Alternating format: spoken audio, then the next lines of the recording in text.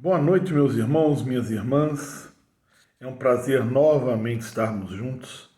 Mais uma segunda-feira de estudos aqui na Casa Espírita Allan Kardec de Matias Barbosa. Desta vez, quem vai falar para nós é nosso irmão Gabriel Garcia do ID, com o tema Prece para pedir um conselho. Vamos juntos mais uma vez dedicarmos uns minutos à reflexão. Que a espiritualidade amiga possa nos intuir favoravelmente e pedimos a permissão desta mesma espiritualidade e do Mestre Jesus, nosso bom amigo, que nos acompanhe nos minutos que passaremos juntos. Que assim seja. Olá, pessoal. Eu sou Gabriel Lopes Garcia e sou trabalhador do Instituto de Difusão Espírita de Juiz de Fora. E eu fui convidado para deixar essa gravação aqui para vocês com algumas breves reflexões. O tema que eu escolhi é prece para pedir um conselho, que consta no último capítulo do Evangelho segundo o Espiritismo, que é uma coletânea de preces espíritas. Desde já, quem tiver interesse em conferir esse capítulo, vale muito a pena. O tema da prece ele é bastante abordado no Espiritismo. Allan Kardec vai tratar dele várias vezes. Inclusive, começa fazendo isso na obra O Livro dos Espíritos, no capítulo Lei de Adoração, onde tem um tópico grande até, onde vai ser discutido especificamente essa questão da prece.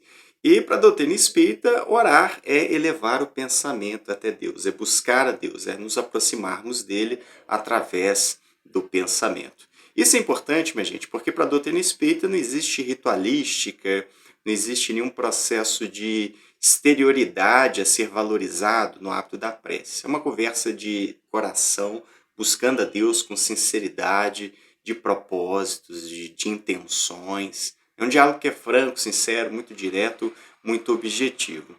É importante ressaltar isso porque essa prece para pedir um conselho, vou fazer alguns comentários aqui nesse vídeo, está no último capítulo de O Evangelho segundo o Espiritismo, que é uma coletânea de preces espíritas.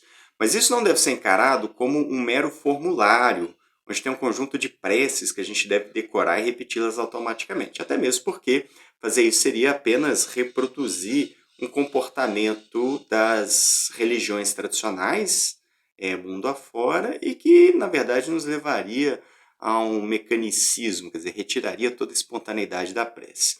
Essa coletânea, minha gente, Allan Kardec inseriu aqui no final do Evangelho segundo o Espiritismo, porque a princípio foi publicado em separado, mas está revelando o caráter didático do professor, né? Porque já houve um capítulo imediatamente anterior que discute o pedi e obtereis, onde é feita toda uma discussão teórica a respeito da prece, os modos de orar, preces inteligíveis, ventura da prece, a hipocrisia de muitos religiosos ao fazer isso. Então, você tem toda uma discussão filosófica a esse respeito. Nesse último capítulo, Kardec tem a preocupação de, em explicando melhor esse caráter da prece, nas reuniões espíritas também, mas utilizada como hábito na vida das pessoas, né, de deixar bem claro o que ele quer dizer com isso. Tanto que o início desse capítulo ele vai discutir verso a verso o Pai Nosso ensinado por Jesus, porque aí a gente percebe, né, o próprio Jesus deixa um modelo de prece, assim, que é uma tarefa educativa. A gente percebe o que deve conter numa prece. Então, Allan Kardec depois vem fazer uma classificação didática, preces pessoais, prece em favor das outras pessoas, e dentro dessas divisões ele vem trabalhar situações específicas para discutir esses modelos de prece. Então tem prece para afastar os maus espíritos, tem prece para diante de uma tentação, prece para alguém que acabou de morrer. Então Kardec pega diversas situações da vida que são importantes ou que são impactantes para nós, e a partir disso ele pensa em modelos de prece. Então assim, não é para a gente decorar, não é para repetir isso de maneira automática, é para a gente ter uma ideia de como fazer a prece, o que inserir em preces em determinados contextos. Então é o caráter do professor para nos ajudar. Além disso, antes de cada uma dessas preces, Allan Kardec ele escreve um prefácio. E só depois vem um modelo que ele oferece, né, do que deveria conter essa prece. Muitas vezes o prefácio é até mais interessante do que a própria prece em si, né, porque nesses prefácios ele faz algumas considerações preliminares. Isso é importante para nós entendermos o seguinte: dentro do pensamento espírita tem essa sequência. Então a gente retira o caráter ritualístico da prece, né? Retira a necessidade de intermediários, então a relação minha direta com Deus, elevando meu pensamento, buscando a transcendência através da prece. E também é um momento, né, dessa transcendência pela prece que está encadeada, que é sequencial com o exame de consciência, o exame da situação, o exame da circunstância que a gente está envolvido. Isso é o mais importante da gente entender. A prece para a doutrina espírita é um constituinte natural da vida. Não é um momento de separação da vida onde eu vou me ligar com o sagrado e só ali, né? É um momento específico, uma prática específica de ligação com esse sagrado, mas que está inserido no contexto da nossa própria vida e que dá sequência a um processo de exame de si mesmo, exame da situação, sempre assim, tá? E a prece para a doutrina espírita também, à medida que a gente busca elevar esse pensamento até Deus, a gente vai perceber que os agentes divinos para oferecer essas respostas, né, essas atuações sobre nós, como decorrência do hábito da prece, são os espíritos superiores. Eles é que vão cumprir esse papel aí de responder os nossos anseios, seja louvando, pedindo ou agradecendo. É para isso que uma prece serve. Então, Allan Kardec vai, nesse último capítulo, né, dentre, né, as várias situações e os vários modelos de prece, tem aqui prece para pedir um conselho. Está no último capítulo, os itens 24 e 25. E no prefácio ele diz assim: quando ficamos indecisos quanto a alguma coisa que temos por fazer, devemos propor-nos, antes de tudo, as seguintes questões. Então vejam vocês, a dúvida é algo natural da vida. Todos nós vamos ficar indecisos em vários momentos, seja em relação a sentimentos, a decisões, caminhos a tomar, a nossa vida de relações. Então é muito comum a gente alimente essas dúvidas. Faz parte do processo de amadurecimento espiritual. Ora, então nós podemos usar a prece para pedir um conselho, e é a intenção aqui que ele está demonstrando nesse tópico. Mas, antes de chegar lá, chegar nessa prece propriamente dita, qual é a proposta dele? Fazer um exame de consciência através de 3 questões. Quais são essas questões que ele propõe? Primeiro, o que pretendo fazer pode causar algum prejuízo a outra pessoa? Segundo, pode ser útil a alguém? Terceiro, se alguém fizesse o mesmo para mim, eu ficaria satisfeito? Percebem o modo de Kardec proceder? Então, assim, eu vou chegar na prece, vou pedir conselho para os espíritos superiores, claro. Mas antes eu tenho que fazer um exame de consciência e um exame da situação. Então, a prece está dentro desse processo. Ela é a culminância, o desaguar desse processo, tá, de exame de consciência. No caso aqui, em específico, para pedir um conselho, antes, o que eu vou fazer? Primeiro, o que eu pretendo fazer pode causar algum prejuízo a outra pessoa? Isso é noção elementar de ética, minha gente. Sempre que eu penso nas minhas ações, devo considerar possíveis consequências disso. E toda a ética vai começar por este elemento básico, né? Não causar prejuízo aos outros. Se buscar, por exemplo, em Moisés, isso já está claro lá. Não matar, não roubar, não desejar a mulher do próximo, etc. Então, assim, tem sempre negativa. Tem sempre a indicação dos deveres naquilo que nós não devemos fazer. Tá? Esse é o momento mais básico da ética. Então, quando eu vou pedir um conselho, antes de chegar lá pedindo esse conselho para os espíritos superiores, esse tipo de reflexão deve ser feita. Causa algum prejuízo para as outras pessoas? Né? É fácil de perceber que isso vai acontecer, voluntariamente pode gerar isso como consequência? Que é o primeiro princípio que a gente deve pensar.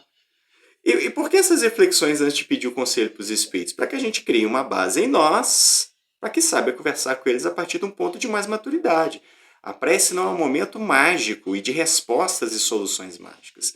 É um diálogo com os espíritos superiores que vão nos aconselhar, nos encorajar, não vão nos substituir nas nossas vivências, nos nossos sentimentos muito menos, tá? Não vão retirar as dificuldades da nossa vida, vão nos encorajar para enfrentá-las. Então a primeira reflexão é essa: causar mal a outra pessoa? Segundo, pode ser útil a alguém? Para a filosofia espírita, minha gente, não basta não fazer o mal, é preciso fazer o bem.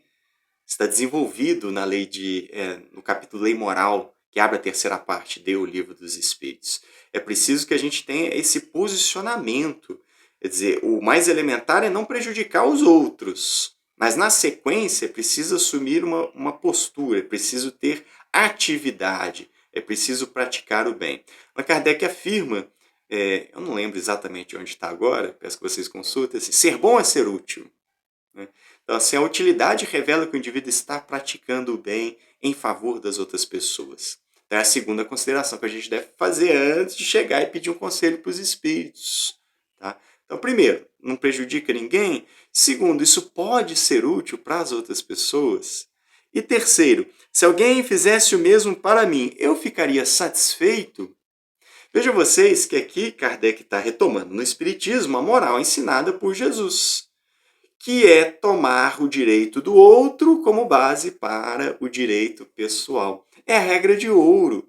Fazer ao outro aquilo que eu gostaria que ele me fizesse, ou na forma negativa, não fazer ao outro aquilo que eu não gostaria que me fizesse. Mas é um raciocínio básico do ensinamento de Jesus e que a gente deve inserir aqui. Essa nossa flexibilidade mental de nos deslocarmos por esse local, vamos dizer assim, psíquico, emocional, para fazer esse entendimento e, bom, será que eu ficaria satisfeito? Será que seria legal? Percebe? Todo exame de consciência que antecede ao pedido de conselho com os espíritos. Isso, minha gente, é um fluxo, é contínuo. Porque como as nossas dúvidas e incertezas se multiplicam na vida, então esse processo vai ter que ser continuado também. Sempre é o dinamismo da doutrina espírita. Então não é dar um formulário de preces, mas é oferecer modelos de prece em certas situações que estão vinculadas a reflexões. Sempre assim, para a doutrina espírita a gente deve fazer o exame de consciência, o exame da situação, para depois chegar na prece. Continua Allan Kardec dizendo o seguinte: se o que temos de fazer só interessa a nós mesmos, é conveniente pesar as vantagens e desvantagens pessoais que nos podem advir. Inicialmente eu dei ênfase nos impactos na relação com as outras pessoas. Aqui, bom, se apenas me afeta, vou pesar vantagens e desvantagens. Vejam vocês, eu vou fazer o meu exame. Eu não fico passivo esperando que os espíritos digam faça isso, faça aquilo outro, mas eu parto de uma reflexão, de um exame, para que eu possa dialogar com eles e aproveitar o que eles vão dizer e, a partir daí, tomar alguma decisão, fazer isso, aquilo, ou não fazer alguma coisa. Mas percebe? Pesar vantagens e desvantagens, perceber que muitas situações na vida têm essas nuances, e a gente deve considerá-las. Né? São poucas as situações na vida onde vai ser o claro e escuro, sabe isso? Onde fica evidente que algo é correto ou incorreto, adequado ou inadequado. Por exemplo, né? Eu estou com desejo de vingança e quero matar outra pessoa. Então, antes de pedir um conselho para os espíritos, né? Isso causa prejuízo a mim mesmo? Causa. Não tem dúvida que não tem nuance. A resposta pronta. Mas na maioria das situações da vida há nuances. E a gente deve ter essa flexibilidade para perceber essas nuances, pesando vantagens e desvantagens. É um exame, não tem resposta pronta para isso. Segue Kardec. Se interessa a outros e se fazendo bem a um pode resultar em mal para outro, é igualmente de conveniência pesar as vantagens e desvantagens. Mesmo pensando nas consequências para os outros, a gente também vai fazer essa medida, esses pesos, para verificar se é adequado ou não. Consegue perceber? Então, não tem uma resposta pronta, não tem uma solução mágica, nem os espíritos vão oferecer. Mas a gente é capaz de construir essas reflexões para chegar a alguma decisão. Afinal, mesmo para as melhores coisas é necessário considerar a oportunidade e as circunstâncias, porquanto uma coisa boa por si mesma pode dar maus resultados em mãos inábeis, ou se não for conduzida com prudência e circunspecção. Vejam Kardec, né, a sabedoria, oportunidade, circunstâncias. Talvez seja o mais adequado, mas não seja o momento favorável, não seja o contexto mais adequado. Isso tudo, minha gente, é fruto do nosso exame. Tá? E a gente vai acertar muitas vezes, vai errar um punhado de vezes, provavelmente vai mais errado que acertar, que é assim que a gente vai desenvolvendo nosso tato psicológico, né, a experiência de vida. Se soubermos aproveitar isso, vamos desenvolvendo alguma maturidade, é assim que funciona. Mas esse exame tem de acontecer, que aí sim a gente chega para conversar com os espíritos. Em todo caso, pode-se sempre pedir a assistência dos espíritos protetores, lembrando-nos desta máxima de sabedoria. Na dúvida, abstente. Olha que interessante essa reflexão dos espíritos, né? Faço todo esse exame, ainda tem a dúvida? Bom, então por enquanto me abstenho. Vou amadurecer mais as reflexões para ter alguma certeza para qual caminho tomar, qual decisão resolver ali na frente. Então fiz todo o exame, vou conversar com os espíritos protetores. Importante lembrar disso. Todos nós que estamos encarnados nesse mundo de provas e expiações, temos espíritos que nos protegem. A tarefa deles é nos acompanhar ao longo da vida, nos aconselhando nos diversos lances da vida, nos oferecendo também consolo, cuidados, encorajamento para enfrentarmos as nossas adversidades, as explicações da vida, enfim. Nós podemos contar com ele. A prece é o mecanismo direto da gente fazer esse contato buscando a ajuda deles. A resposta virá, minha gente, através dos conselhos, das ideias. Vem no fluxo natural da vida, ok? Não vai ter nenhum milagre, nada extraordinário acontecendo para surgir essa resposta. E aí vem a prece de Kardec, mostrando a simplicidade e objetividade da filosofia espírita, também ao nos incentivar esse contato com o poder superior. Vejam como Kardec escreveu. Em nome de Deus Todo-Poderoso, vós, bons espíritos que me protegeis, inspirai-me a melhor decisão a tomar na incerteza em que me encontro. Dirigi o meu pensamento para o bem e desviar a influência dos que tentam enganar-me. Esse final aí faz lembrar muitas orientações de Jesus, né? Quer dizer, usar da prece para buscar o bem e evitar o mal. Então a gente pede ao Espírito Protetor, olha, eu quero boas indicações, bons conselhos, os seus conselhos e de outros espíritos bons. Então, por favor, né, me grudo em vocês, me evita aquilo que pode me enganar, contribuir com as minhas ilusões. E pedindo aos espíritos que nos inspirem as melhores decisões. Inspiração. É nesse fluxo natural do pensamento, das reflexões, das meditações que a gente vai percebendo, tendo esses insights, né, para tomar a nossa própria decisão, que nós temos livre-arbítrio. Então somos nós. Então os espíritos vêm, nos aconselham com maior prazer, especialmente quando o espírito é protetor, nos auxilia por demais, porque ele quer o nosso bem, vai falar tudo que a gente precisa, vai trazer esses conselhos que são salutares, que são recheados de sabedoria, orientando, mas é uma proposta que ele coloca para a gente, explicando os motivos, explicando as particularidades, esse caráter explicativo de consolo, encoraja, tá junto, mas deixam claro, eles não vão nos substituir e nem vão decidir por nós. Então, o bom conselho é esse. É um conselho que é fruto de maturidade e que respeita o livre-arbítrio das outras pessoas. É assim que os espíritos superiores agem conosco. É isso que a gente deve ter em mente sempre que parar para fazer uma prece pedindo algum benefício da parte deles. Então é isso, minha gente. São breves reflexões.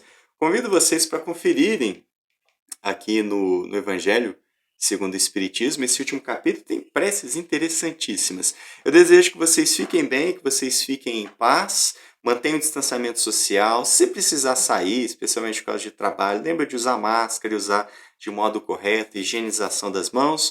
Um pouquinho de paciência, vacina está chegando aí para nós. Em breve a gente vai ter os encontros presenciais. Um grande abraço para vocês, desejo tudo de melhor nessa vida, minha gente. Tchau, tchau. E assim, concluímos mais uma noite de estudos. Que tenhamos uma semana onde nossos corações possam estar repletos de fé, esperança e caridade. Que a espiritualidade amiga continue nos acompanhando. Muito obrigado, Mestre Jesus, pela companhia querida de sempre. Fiquemos todos com Deus, pois com certeza Ele é conosco. Que assim seja.